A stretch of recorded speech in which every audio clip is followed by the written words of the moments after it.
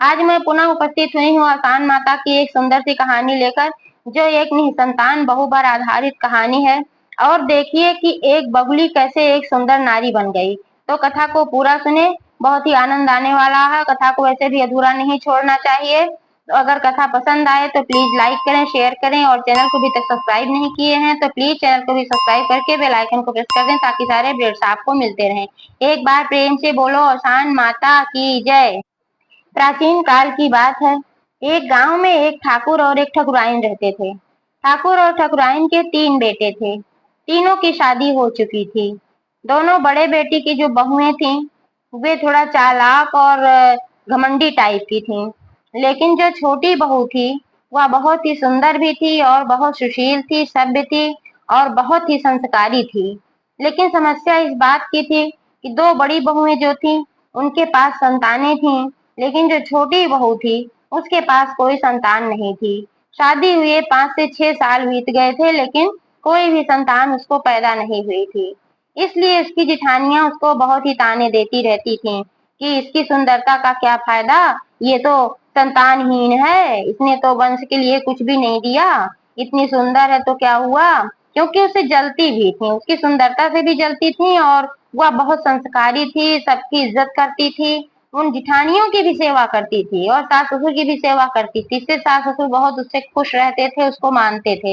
इसी वजह से जिठानियां उससे और ईर्ष्या करती थी और तरह तरह की बातें उसको बोलती रहती थी, ये एक बहाना पाकर कि वह निसंतान है।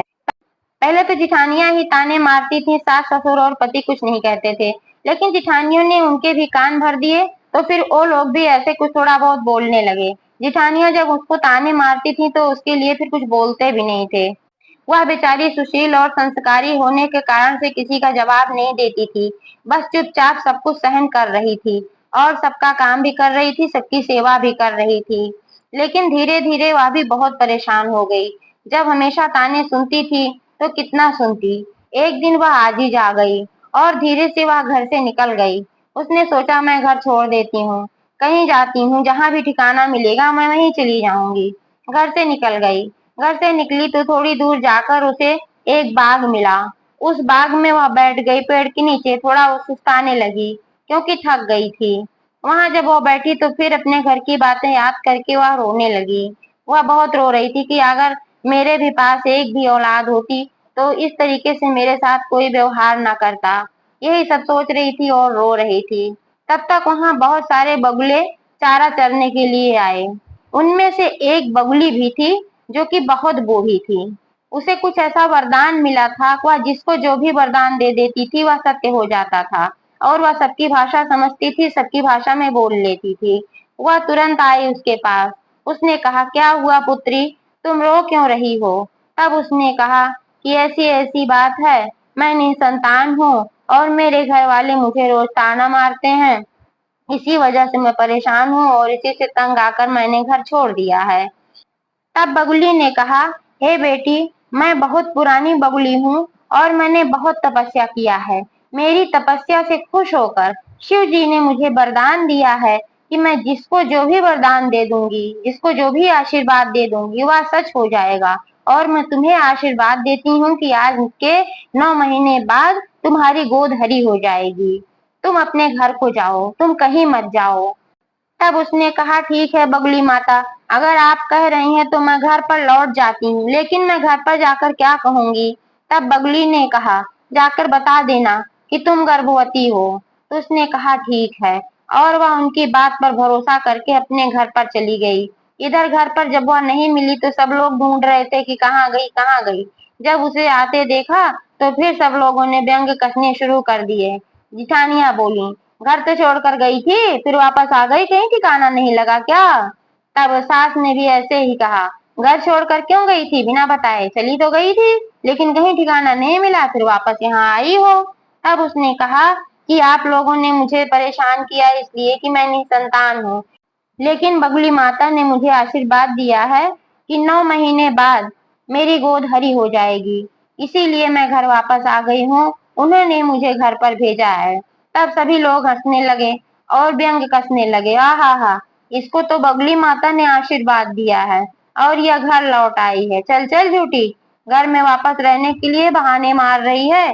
अब तेरे लिए इस घर में कोई ठिकाना नहीं है। जिठानियों ने भी कहा, सास ससुर ने भी कहा, उसके पति ने भी कहा तूने घर को छोड़ा और अब झूठ बोल रही है, तो तेरे लिए इस घर में कोई ठिकाना नहीं है, तू इस घर से निकल जा। और बांह पकड़कर उसको घर से बाहर निकाल दिया। जब उसको घर से बाहर निकाल दिया तो फिर वह चल पड़ी वापस। उसके लिए फिर और कौन सा रास्ता ही था। सिर्फ एक रास्ता बचता था, मायके का रास्ता। जब ससुराल में ठिकाना ना हो तो मायका ही दिखता है। और वह सीधा अपने मायके पहुंची। वहां जब वह पहुंची तो उसकी माँ ने अचानक उसे देखा तो उसने कहा, क्या हुआ बेटी, सब ठीक है ना। तब उसने सारी बातें बताई। माँ ने कहा, आज तक तो तूने कुछ भी नहीं बताया कि ऐसा कुछ था। तो बेटी ने कहा, क्या बताती माँ, आपके संस्कार ऐसे थे। आपने नहीं सिखाया था कि ससुराल की बात मायके में करूं, लेकिन अब मजबूरी है, क्योंकि मुझे उन लोगों ने निकाल दिया तो मैं जाती तो कहाँ जाती। माँ ने कहा, तूने ठीक किया बेटी, जब ससुराल वालों ने निकाल दिया है तो तेरा मायका तो है ही। मायके में कोई दिक्कत नहीं है, तू यहाँ पर बड़े आराम से रह सकती है। और जब 9 महीने बाद तेरी गोद हरी हो जाएगी तब वह लोग खुद आएंगे और तुझको वापस अपने साथ ले जाएंगे। उसने कहा, हाँ माँ, आप सही कह रही हो, मैं यहीं रहती हूँ। फिर वह अपने मायके में रहने लगी। जब 9 महीने बीत गए तब उसे एक लड़की पैदा हुई। लेकिन समस्या इस बात की थी कि लड़की पूरी तरीके से नहीं इंसान थी। वह आधा इंसान थी और आधा बगुली थी। उसका ऊपर का भाग यानी कि चेहरा, गर्दन से ऊपर का भाग उसका बगुली का था। उसकी बाहों पर पंख जमे हुए थे, बड़े बड़े। तो इसको देखकर वो लोग बहुत परेशान हुए। उसने सोचा, इतने दिनों के बाद मुझे बच्चा पैदा भी हुआ तो इस तरीके का, तो अब तो वो लोग मुझे नहीं अपनाएंगे, ना ही इस बच्चे को अपनाएंगे। उसने अपनी माँ से कहा, माँ, अब वो लोग ना इसको अपनाएंगे ना मुझे अपनाएंगे। तो उसकी माँ ने कहा, कोई बात नहीं बेटी, सूचना दे देते हैं कि उनके घर बच्चा पैदा हुआ है तुम्हें, लेकिन उनको दिखाएंगे नहीं। कह देंगे कि पंडित ने मना किया है, जब तक शादी नहीं हो जाती तब तक नहीं दिखाएंगे, देखा जाएगा फिर बाद में कैसे क्या होता है। उसने कहा, ठीक है। और उसकी ससुराल वालों को सूचना दे दी गई कि उसको बेटी पैदा हुई है। जैसे ससुराल वालों ने सुना तुरंत दौड़े आए, उसका पति भी आया। सब लोगों ने कहा, दिखाइए बेटी कैसी है, कितनी अच्छी है, क्या है, कैसी है। तो उसकी माँ ने कहा, अभी नहीं दिखा सकते क्योंकि पंडित ने मना किया है। कुछ ऐसे ग्रह दोष हैं जिसकी वजह से अभी बेटी को हम दिखा नहीं सकते हैं। जब शादी हो जाएगी उसके बाद ही आप लोग देख सकते हो। तब वो लोग बहुत परेशान हुए। उन लोगों ने कहा, अच्छा कोई बात नहीं, विदाई कर दीजिए, मैं इसको लेकर घर जाता हूँ। उसके पति ने कहा। तब इसकी माँ ने कहा, विदाई कर देंगे, आपके घर जाएगी तो फिर बच्चा कहाँ से छुपा पाएंगे हम लोग, तब तो आप लोग देखेंगे ही ना। फिर ग्रह दोष ऐसा है, बड़ी मुश्किल से तो मिला है, इसी बच्चे की वजह से आप लोगों ने मेरे बेटी को घर से निकाला था, फिर उसी बच्चे को कुछ हो जाएगा तो मैं क्या करूंगी। ऐसा कहकर उन लोगों को उसकी माँ ने वापस भेज दिया। ऐसे ऐसे दिन बीतते गए और 16 वर्ष का समय बीत गया।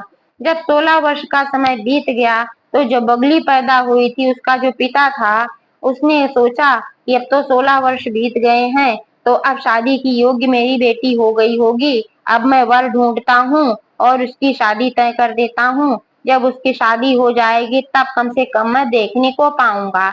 ऐसा विचार करके उसने वर ढूंढना शुरू कर दिया और एक अच्छे से घर में सुंदर सा लड़का देखकर उसने शादी भी तय कर दी।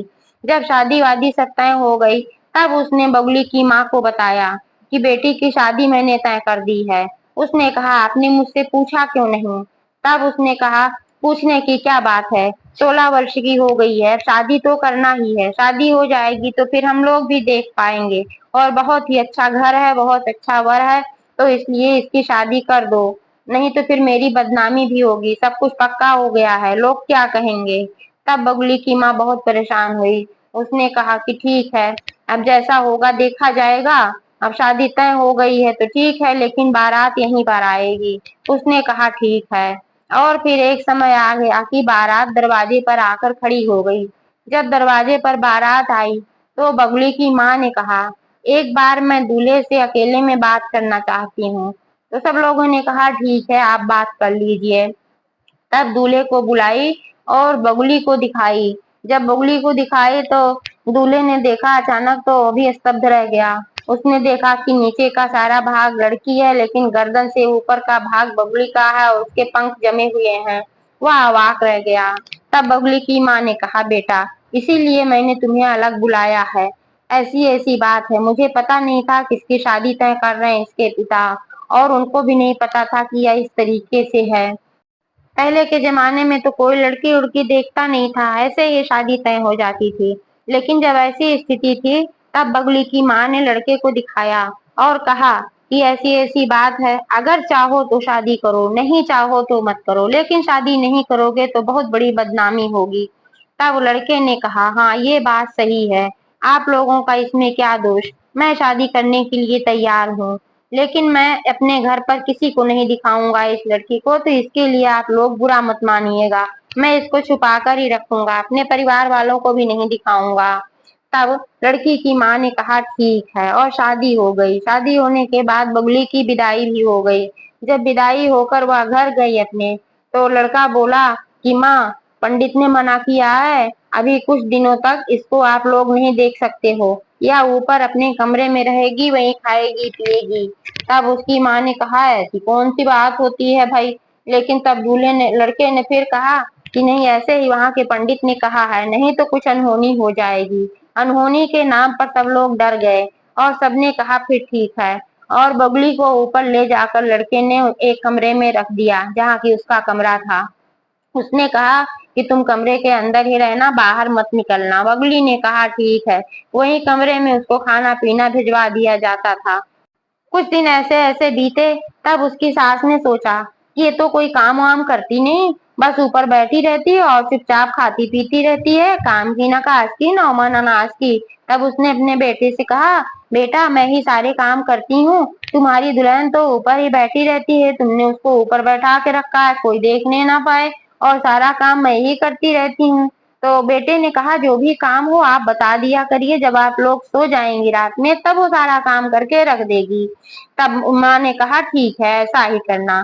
तो कभी उसको धान दे देती थी कूटने के लिए, तो सारी रात बैठकर वो धान वान कूट के चावल बना के रख देती थी। कभी आटा पीसने के लिए दे देती थी, आटा भी पीस डालती थी। ऐसे ऐसे वह सारा काम करके रख देती थी।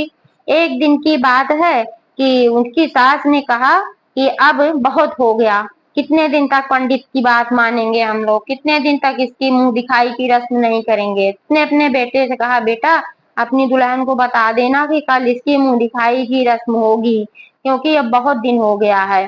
तो अब जो है क्या करना है कि ये रात में एक काम करती है, जब सब सो जाते हैं तो पूरे घर की सफाई कर देगी। पुराने जमाने में कच्चे मकान हुआ करते थे, तो गोबर से जमीन को लीपा जाता था, और जो दीवारें होती थी उनको भी मिट्टी से ही उसकी लिपाई पुताई होती थी। तो सास ने कहा कि इसको ये लिपाई पुताई करके साफ कर देगी, क्योंकि 4 लोग बाहर के भी आएंगे, और कल इसकी मुंह दिखाई की रस्म करना ही करना है, कल शाम को होगी। तो लड़का परेशान हुआ, उसने बगली से यह बात बताई, बगली भी परेशान हुई, लेकिन उसने कहा चलिए ठीक है, कोई बात नहीं।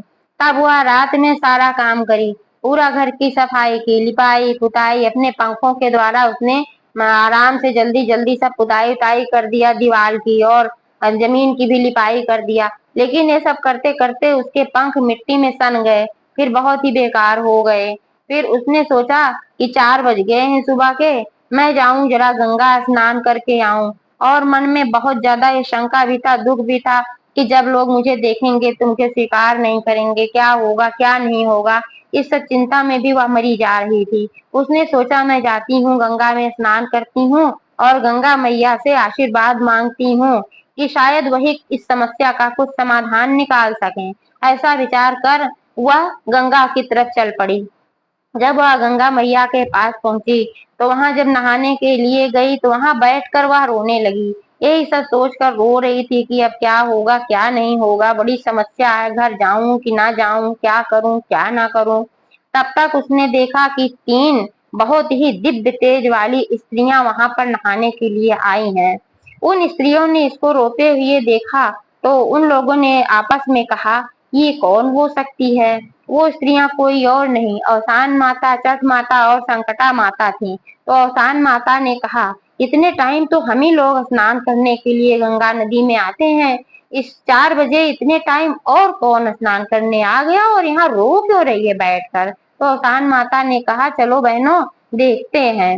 आई अवसान माता और उसके पास खड़ी हुई। उन्होंने पूछा बेटी तुम क्यों रो रही हो और कौन हो, यहाँ स्नान करने इतनी सुबह सुबह क्यों आई हो, यहाँ पर इतने सुबह तो हम ही लोग आती हैं। तब उसने बताया कि ऐसी ऐसी समस्या है इसीलिए मैं आई हूँ और मैं घर अब वापस जाने से डर रही हूँ, क्योंकि मैं घर जाऊंगी और फिर मेरी मुंह दिखाई की रस्म होगी तो सब लोग मुझे देखेंगे और फिर मेरे घर वाले मुझे स्वीकार नहीं करेंगे। ऐसी ऐसी बातें हैं। तब अवसान माता ने कहा तू परेशान मत हो, अगर ऐसी बात है तो मैं तेरी मदद करूंगी।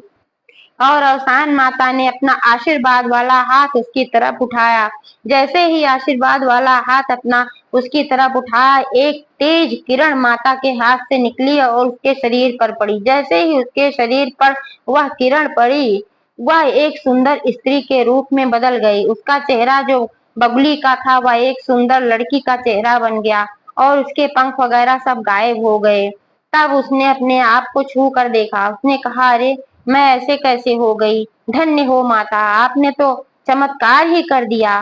तब माता ने कहा कोई बात नहीं पुत्री, मेरा तो काम है दुखियों का दुख दूर करना, इसीलिए तो मेरा नाम अवसान माता है और इसीलिए मेरी पूजा को दुख दुरिया पूजा के नाम से भी जाना जाता है, क्योंकि मैं सबके दुख दूर करती हूँ। लेकिन फिर वह सोच में पड़ गई। उसने कहा लेकिन माता मेरे पति तो मुझे पहचानेंगे ही नहीं, क्योंकि वो कहेंगे कि तुम तो बगुली थी तो ऐसे लड़की कैसे बन गई, वो मुझे स्वीकार नहीं करेंगे। अब मुझे इस बात की चिंता सता रही है। तब अवसान माता ने कहा बेटी तुझे फिक्र करने की आवश्यकता नहीं है, इसका विकल्प भी मैंने सोच लिया है। अपने बाहों को देखो, उस पर अभी भी छोटे छोटे पंख हैं। इसको अगर अपने पति को दिखाओगी तो वे अवश्य तुमको पहचान लेंगे। तब उसने कहा ठीक है माता, और तीनों माताओं के आशीर्वाद लिए फिर अपने घर की तरफ हंसी खुशी चल पड़ी। घर जब पहुंची तो सीधे अपने कमरे में गई। वहां पर उसका पति इंतजार कर रहा था उसका। और जब वह देखा कि वहां पर तो उसकी बगुली नहीं आई है बल्कि एक सुंदर सी युवती आई है, तब वह हड़बड़ा कर उठ खड़ा हुआ और उसने पूछा कि कौन हो तुम, मेरे कमरे में क्या कर रही हो। तब उसने कहा कि मैं आपकी पत्नी हूँ। तब उसने कहा कि तुम मेरी पत्नी कैसे हो सकती हो, तुम अपने सुंदरता के जाल में मुझे नहीं फांस सकती हो। मेरी पत्नी का चेहरा तो बगुली का था, तुम्हारा चेहरा तो इंसान का है, मुझे बेवकूफ बना रही हो। तब उसने कहा नहीं नहीं, मैं ही हूँ, मैं अब इंसान बन गई हूँ। तब फिर उसके पति ने कहा बेवकूफ बनाने के लिए मैं ही मिला था, निकल जाओ मेरे कमरे से, जोर से चिल्लाया। तब उसने कहा एक मिनट आप रुकिए, मैं आपको सारी बात बताती हूँ। तब उसने अपनी सारी बातें बताई, किस तरीके से तीनों माता आई थी और माता के आशीर्वाद से वह पुनः युवती अच्छी सी लड़की बन गई थी। और फिर उसने अपने पंख दिखाए। जब पंख दिखाए तब उसके पति को विश्वास हुआ और फिर वह खुश हो गया। फिर उसने सोचा अब अपने परिवार वालों को मैं बड़े गर्व के साथ अपनी पत्नी को दिखा सकता हूँ। शाम को मुंह दिखाई की रस्म हुई। तब सब लोगों ने देखा और कहा अरे भाई ये तो बहुत ही सुंदर लड़की है, बहुत ही सुंदर बहू है। तब उसकी माँ ने अपने बेटे से कहा बेटा ये इतनी सुंदर इसीलिए तू छिपा कर रखता था कि किसी की नजर न लग जाए। मेरे मन में तो संदेह हो रहा था कि कहीं इसमें कोई खोट है, इसलिए तू छिपा कर रख रहा है। तब बेटे ने कहा हाँ माँ, खोट तो था लेकिन अब ये अच्छी हो गई है। तब बेटे ने सारी बातें माँ को बताई। माँ ने सुना तो स्तब्ध रह गई। उसने कहा बेटा मुझे तुझ पर गर्व है कि तूने ऐसी लड़की को स्वीकार किया। मैं तुझे डांटती नहीं, बल्कि मुझे तो तुझ पर गर्व है कि तूने किसी की इज्जत रखी और ऐसी लड़की को तूने स्वीकार किया। अब कोई बात नहीं, अगर अवसान माता ने इतना बड़ा काम किया है, एक बगुली से मेरी बहू को एक सुंदर लड़की बना दिया है, तो मैं जैसे ही अगला बृहस्पतिवार आएगा मैं 14 सुहागिनों को न्योता देकर दोहरी दुर्दुरिया चबवाऊंगी।